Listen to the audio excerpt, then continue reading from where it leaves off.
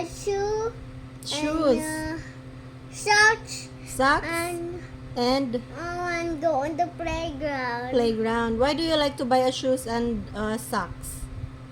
Because it's so cool. It's so cool. Yeah, because, Where are you gonna use the shoes and the socks? Huh? Use for walking. walking. How about your slippers? You have a lot of slippers. No, I want the shoes of this section of go playground. And go to the playground. And- When are you going to go to the playground?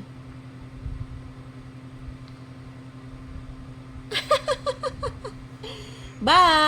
But I'm going Next to week. Hubba. On the weekend, Okay. okay? Okay. Bye. Bye.